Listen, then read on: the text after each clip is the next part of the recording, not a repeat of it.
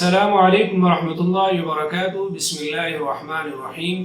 الحمد للہ رب العالمین والعاقبۃ للمتقین والصلاة والسلام علی رسولہ الکریم۔ نیکی یا عمل صالح جو ہم کرتے ہیں اس کے بارے میں کبھی یہ سوچ پیدا ہوتی ہے کہ کیا وہ عمل صالح وہ نیکی قبول ہوئی ہے، یا وہ عمل اس لائق تھا یا نیکی اس لائق تھی کہ وہ قابل قبول ہو۔ ہم اکثر نیکی کر کے بے پرواہ ہو جاتے ہیں، نماز پڑھ لی، روزہ رکھ لیا، صدقہ دے دیا، زکوٰۃ دے دی، تو اس بات سے بے فکر ہو جاتے ہیں کہ وہ عمل اللہ کے ہاں قابل قبول بھی ہے کہ نہیں۔ فقی ابو اللیث رحمۃ اللہ علیہ فرماتے ہیں کہ جب نیکی کے بارے میں 4 چیزوں کا ڈر ہو تو گناہ کے بارے میں تیرا کیا خیال؟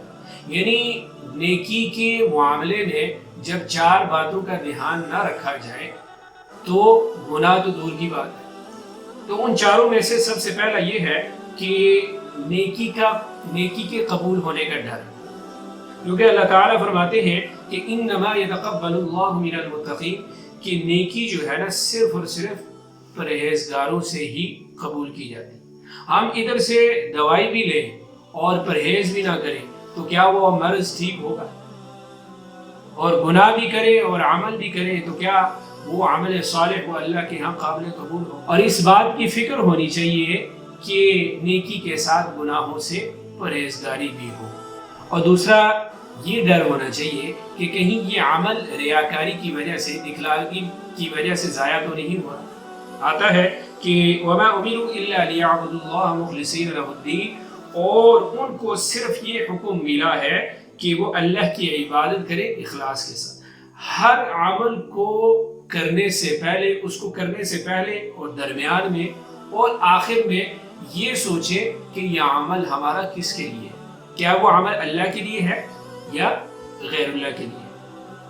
حدیث میں آتا ہے کہ حضرت معاذ رضی اللہ تعالیٰ عنہ سے روایت ہے کہ وہ رسول صلی اللہ علیہ وسلم کا ارشاد نقل فرماتے ہیں کہ جو بندہ دنیا میں شہرت اور دکھلاوے کے لیے کوئی نیک عمل کرے گا کہ اللہ تعالیٰ قیامت کے دن اس بات کو تمام مخلوق کے ساتھ شہرت دے کہ اس بندے نے، اس شخص نے یہ عمل دکھلاوے اور ریاکاری کے لیے کیا ہے، جس کی وجہ سے اس کی رسوائی ہوگی۔ اور تیسرا ڈر یہ ہے کہ جہاں نیکی کی ہے اب اس کی حفاظت بھی ضروری ہے کہ اس نیکی کو محفوظ کیا جائے۔ مطلب یہ ہے کہ جو ہم نیک اعمال کریں اس کو بچا کر اللہ تعالیٰ کے پاس صحیح سلامت لے کر جائیں، کیونکہ اللہ تعالیٰ فرماتے ہیں کہ من جاء بالحسنۃ فلہ عشر امثالها، جو نیکی لایا اس کے لیے 10 گنا اجر بڑھا دیا گیا، اس کے لیے 10 گنا زیادہ، اس ایک نیکی کا 10 گنا زیادہ اجر اس کو ملے گا۔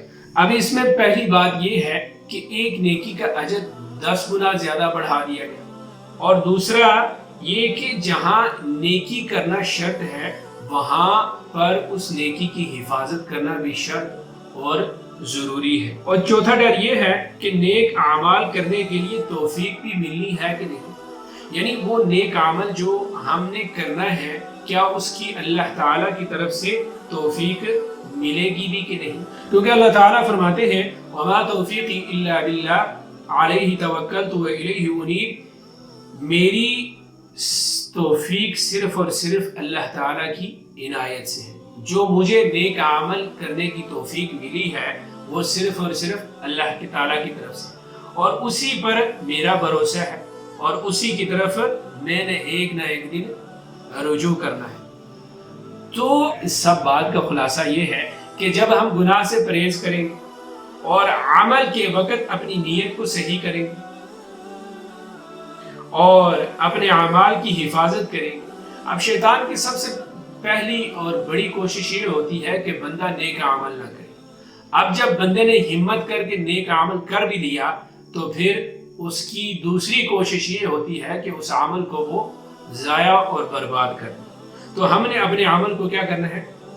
حفاظت، اس کو محفوظ رکھنا ہے، اور پھر اللہ کی رضا باقی رہے گی، اور تب جا کے اللہ کی رضا باقی رہے گی، اور جب رضا باقی رہے گی تو پھر اللہ تعالیٰ کی طرف سے ہمیں جو ہے دوسرا عمل کرنے کی توفیق نہیں۔ تو جب اللہ کی توفیق ہوگی تب وہ ہمارا عمل پورا ہوگا، وگرنہ ہم اس تھیلے میں اپنے اعمال ڈال رہے ہوں گے جو نیچے سے کیا ہوگا، پھٹا ہوگا۔ اوپر سے ہم نیکیاں ڈال رہے ہیں اور نیچے سے جو ہے نا شیطان اس کو ضائع کراتا جا رہا ہے، ضائع کراتا رہا ہے۔ تو اللہ تعالیٰ سے دعا ہے کہ اللہ تعالیٰ ہمیں گناہوں سے بچنے اور نیک اعمال کرنے اور اس کی حفاظت کرنے کی توفیق عطا فرمائے۔